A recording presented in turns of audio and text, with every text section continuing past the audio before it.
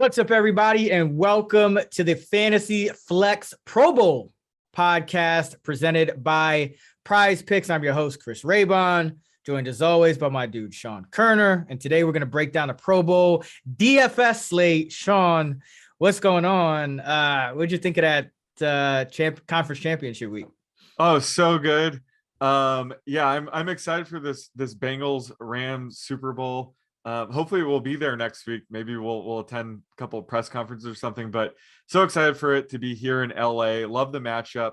And love that, we have this Super Bowl coming up, and yet we're going to be breaking down this Pro Bowl today, the Degen Bowl, as I like to call it. But looking forward to, watching some Pro Bowl action this weekend too. Absolutely. Yeah. If anyone's in LA, coming to LA for the Super Bowl, hit us up. We'll both be out and about for Super Bowl week. But let's jump into the Pro Bowl DFS slate. And I think the way we're going to do this, it's a showdown slate, and there are different prices. So DraftKings does have kind of a sliding scale of prices. So we can kind of talk about these position by position and kind of share some general Pro Bowl insights that we've kind of noticed over the years. Of course, there's the best piece of advice I think is just be creative. Like, it's the Pro Bowl. I don't think we're dealing with a very small sample size. So don't take it too seriously. Right. Have some fun with it. But still win. Winning is the name of the game, but still you got to have fun creating these lineups. That's for sure. So let's start quarterback. And I guess the way I'll start this is Prize Picks has passing yardage props up for each quarterback. So in order, Justin Herbert, 115.5, Kyler Murray, 110.5, Kirk Cousins, 84.5, Mac Jones, 82.5, Patrick Mahomes, 67.5, Russell Wilson, 67.5. So, any thoughts on this just before we kind of look at the pricing? I guess it's Herbert, first Pro Bowl for him. Is that why you think he's the highest? Oh yeah, absolutely. I think he deserves to have the highest projection. Just think of Justin Herbert getting to throw it to Deontay Johnson, Stephon Diggs, Tyreek Hill, Hunter Renfrow.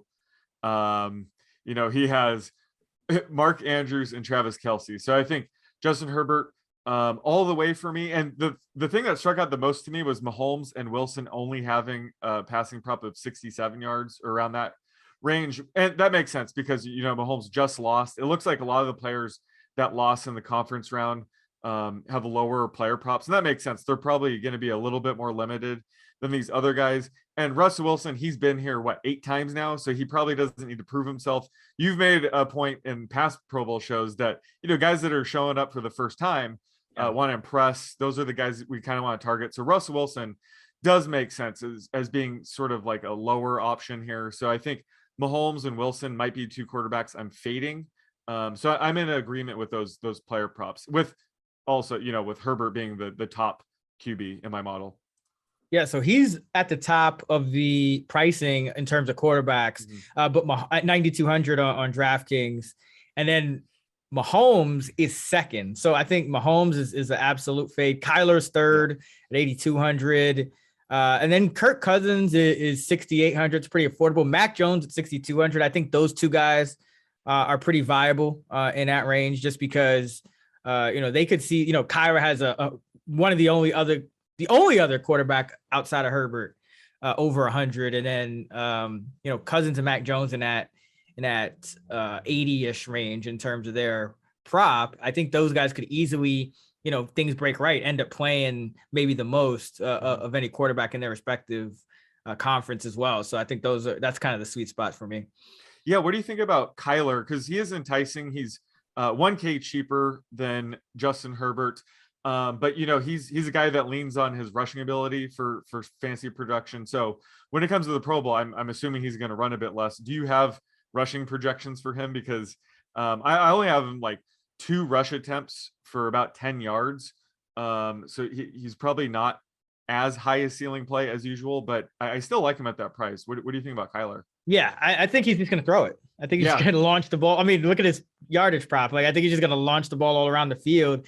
We kind of saw this in the Pro Bowl, the last Pro Bowl. You had Lamar Jackson. He had 185 yards, 2 touchdowns through the air on 23 attempts. He ran twice for 6 yards. So I think it's kind of similar to that. And then on the, Russell Wilson didn't attempt a rush at all in that game. Deshaun Watson in that same game did not attempt a rush. So you had quarterbacks that run the ball that didn't rush.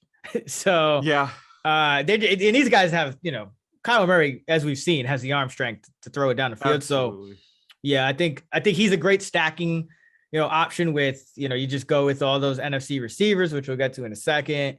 But let's talk about the running backs, because these are the guys who there aren't really any rushing props posted for them. And that's because at the last Pro Bowl, the NFC, Dalvin Cook, 3 carries, 17 yards, Ezekiel Elliott, 1 carry, 4 yards. That was it for the NFC. They had 4 carries the whole game for 21 yards. The AFC, Mark Ingram, 5 for 31, Chubb, 4 for 23, Henry, 4 for 17. That was it for the running backs. The AFC did have 20 carries, but 7 of them were quarterbacks and a bunch of them were Tannehill. Looks like kneel downs. He had -6. I don't remember exactly how that happened, but I'm guessing it was like kneel downs or something.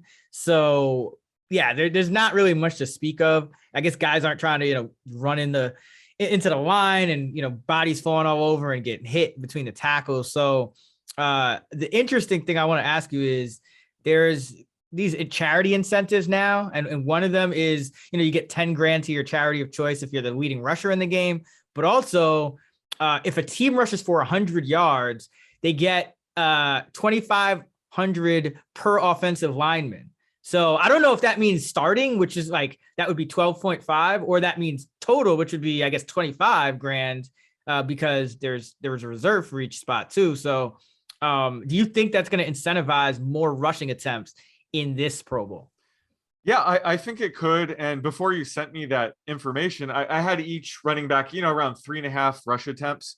But after seeing that, I projected, like Jonathan Taylor on 6 carries, Alvin Kamara on 5.5.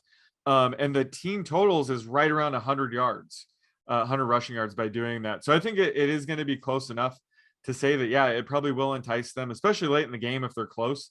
Absolutely, they would try to go over that. So I've bumped up my rushings, projections a little bit based on the previous years. Like you said, the NFC barely ran it a couple of years ago. So I think it is a nice way to kind of incentivize these teams to run a little bit more. So I've balanced things out a little bit, and that goes, that comes away from the passing yards too. I'm having each team average around 280 passing yards, which that's what it looks like Prize Picks is kind of doing as well. So I think it's going to be a little bit more balanced than years past. Yeah, because the last Pro Bowl, 361 passing yards for the NFC, 381 for the AFC. So that was, if things keep going in that direction, that everybody would just be over. But yeah, I kind of noticed that they might be trying to incentivize. I don't know why they would though. Why they would be trying to incentivize more running. That just seems like a recipe for disaster. But who knows? But okay, so we got these backs in the NFC: Cook, Koerner, Kamara, and then Kyle Juszczyk. Who do you like out of those guys? Honestly, none of them. I think the way to spend your money is still receiver and tight end. It's just so tricky to project these running backs. Maybe if anything, Nick Chubb at 5K would make sense, or James Conner a bit cheaper.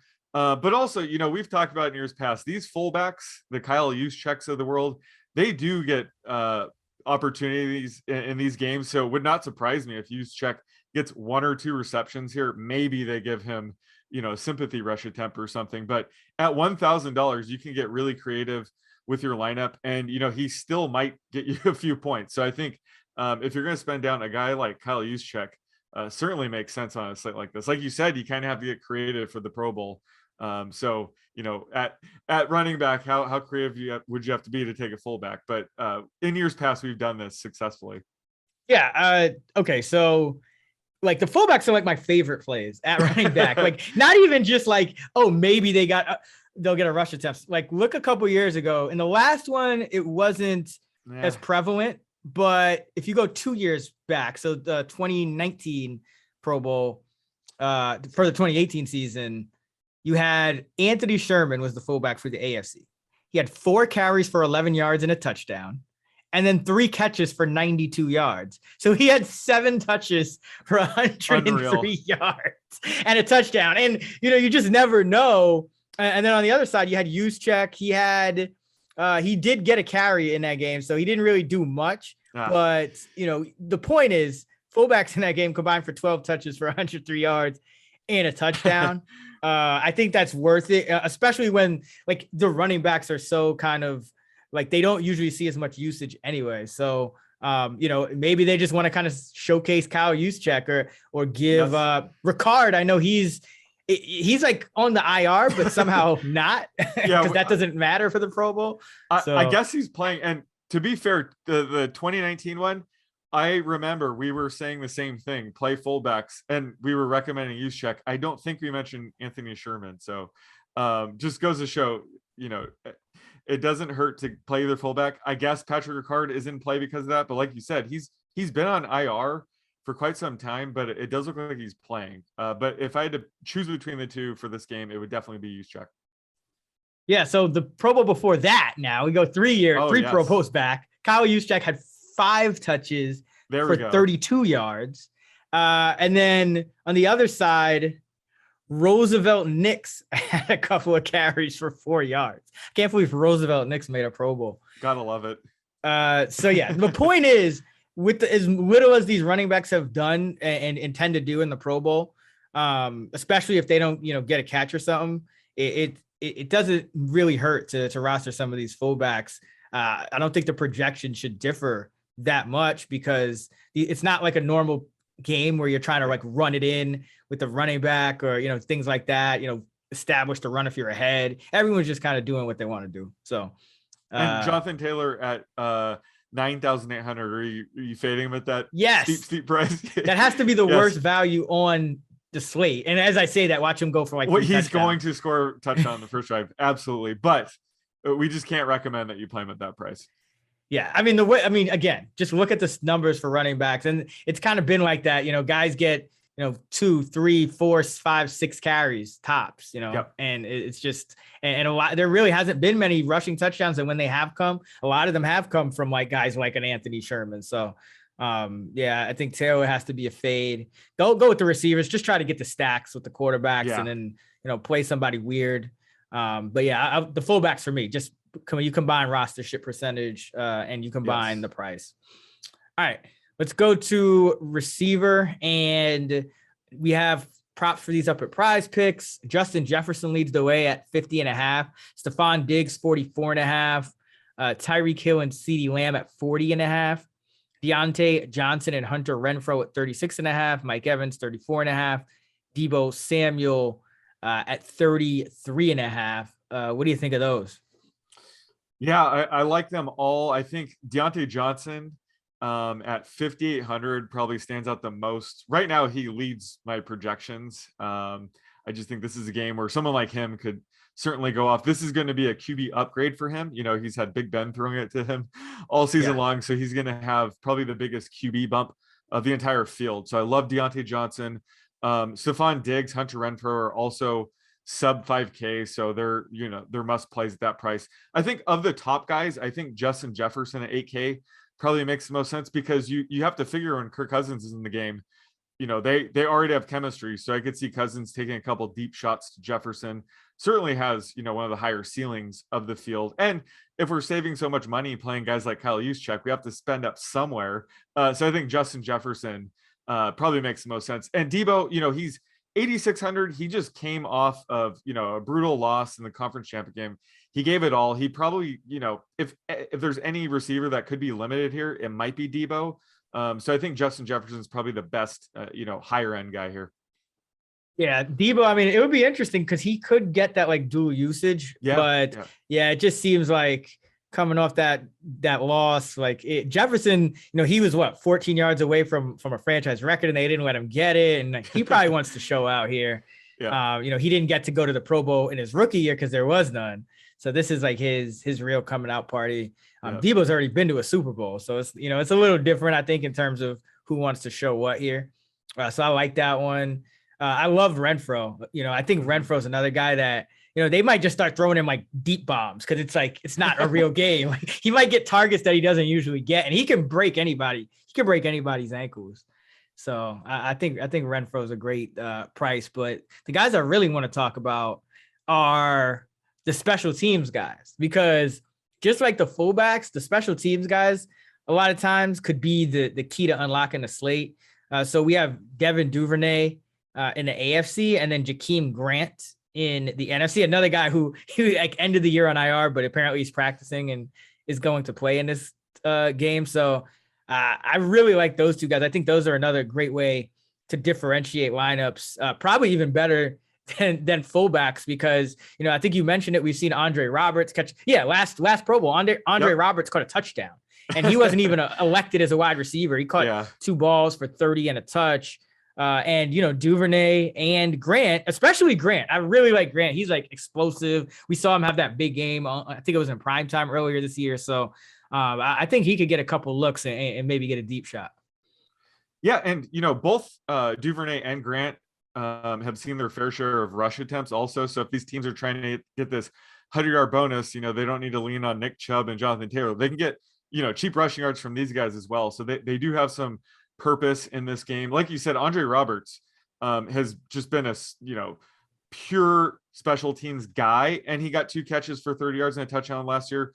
Jakeem Grant and Devin Duvernay are, pretty legit back end wide receivers. So it would not surprise me to see either one of these guys get a couple of catches, and they're extremely cheap. So again, if you just want to get creative and, try to catch the field off guard, these are definitely, some GPP flyers for sure. Yeah. And I think the thing is to remember too, like you don't have to spend anywhere near the entire cap. Like that's kind of out of the question. I mean, we don't think Matthew Slater's getting anything though. We think Matthew Slater maybe 5 catches for 80 yards and a touchdown confirmed though. But now he's usually in these, right? And I haven't seen him show up in the box score. Yeah, he usually doesn't. But I mean, I wouldn't put it past anyone. Like if I was making 150 lineups or whatever the max is, I would have to have like 5 or 10. 5 or 10. Wow. Yeah. Okay.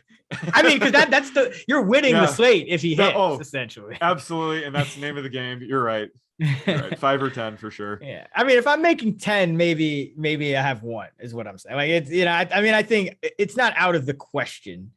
Because never know when he's gonna like retire either. He's getting older, isn't he? Yeah, that's true. No, after Anthony Sherman's 5 catch for anything can happen. Any one of these players that are in the player pool can win the slate. That's very true. All right, tight ends. And this is interesting. We have Mark Andrews. I believe he had a big game in the last Pro Bowl. Let's see. Mark Andrews had 9 for 73 and 1, tied for the lead with 10 targets in that last Pro Bowl, 38-33 AFC win. So he's got the top prize picks, receiving yardage prop at 44.5. Kyle Pitts is second at 38.5. Then George Kittle and Travis Kelce at 31.5 and 30.5 respectively. I almost thought Kyle Pitts would get the highest, but what do you think? You think Andrews is going to play a lot more than Kelce here? Like, how do you think they're going to split these snaps? Yeah, I think that's the case for, guys like Debo, Tyreek. I think Kelce, they could be a little bit limited here because they just lost last week. The prize picks props are sort of reflecting that. And I agree. So I think Andrews is going to see a bump in playing time as a result. So he's my top tight end in the slate. He's priced appropriately at 6K. But Kyle Pitts at 3,200, I'm kind of worried his rostership is going to be over 90% because it should be. But I don't know how you couldn't play him. So if you're setting 150 lineups, I don't know how you wouldn't have him in like 140 of them. He's just too good of a play. He checks almost every box. George Kittle will probably be a little limited as well. And Kyle Pitts can line up as receiver. This is a perfect game to kind of show him off. So Kyle Pitts is by far my favorite play on the slate. Yeah, absolutely. I think he's been resting up. I know he was like gimpy at the end of the year with the hammy, but just a great spot for Pitts. And I don't think his rostership will be super high because there's just so many choices, for everyone to kind of go with that. I don't think any one player is going to be that ridiculously highly rostered. If anything, it might be one of the more expensive guys because people are going to need a way to kind of fill out that salary cap. I think people are going to be hesitant to leave like half the cap on the table. Yeah, for sure. And like, since, this is a showdown slate, I would not be surprised if like I end up playing, 3 tight ends in a lineup because, tight ends, we didn't talk about the rules, but I think you have to have a tight end on the field every play, right? There's only 2 tight ends. So when it comes to the, my routes run projections, these tight ends are probably going to see, higher usage than even the top receivers. So I just think the way they did the pricing and the way that the slates kind of laid out, I think just having multiple tight ends is probably, the winning strategy as well. What about as far as the defenses? And the kicker is probably not going to get many opportunities. But the defenses are interesting because I'm looking at the Pro Bowl box score from the last one, and the AFC threw 3 picks and got sacked twice, and then the NFC threw 2 picks and got sacked 3 times. And then the time before that, the NFC threw 3 picks and got sacked 7 times. So like there is the potential for like some type of defensive score here. Yeah, absolutely. And, I haven't seen any opening odds yet, but the one thing I saw, the total was like 45.5.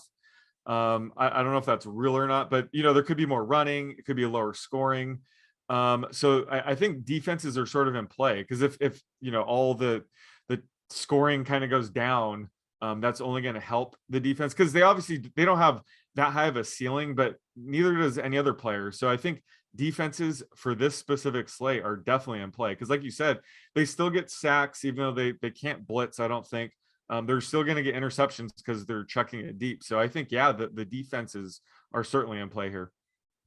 Defenses, return men and fullbacks. There we go. Yeah, that's maybe not all in the same lineup, but sprinkled throughout. Yeah, like one per lineup, kind of like that's your differentiator. Like that, you go with your 5 stacked guys. Maybe quarterback and 2 receivers from the AFC, another quarterback receiver from the NFC, or vice versa, and then you just kind of throw in that that differentiator.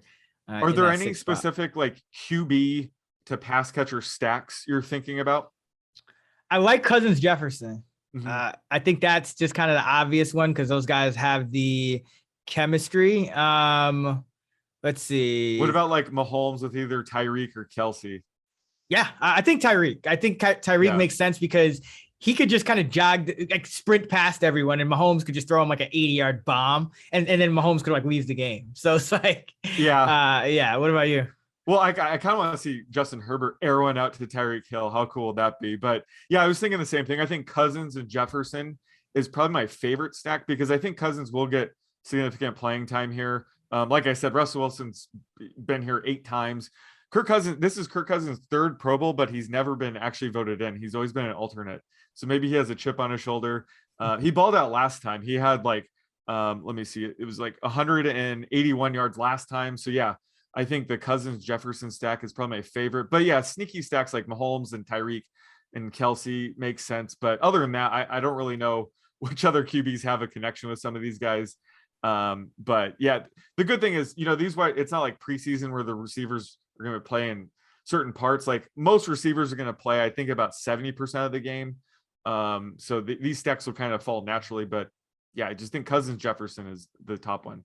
I like Herbert Deontay Johnson because I think, interesting, like you said, Deontay's finally going to get a quarterback that can throw it down the field with like power and accuracy. Yes. And like that's and like Johnson's been open. If you watch him, like he gets open down the field. So I think that's going to be kind of like you said, or something like that's a bump up. Whereas every other guy, he's kind of had that quarterback, that stud quarterback already. Yeah. I mean, maybe not Deebo Samuel, but we don't know how much he's going to play. So yeah, I think Herbert to Deontay could be like I could see them going for like multiple touchdowns. Love it.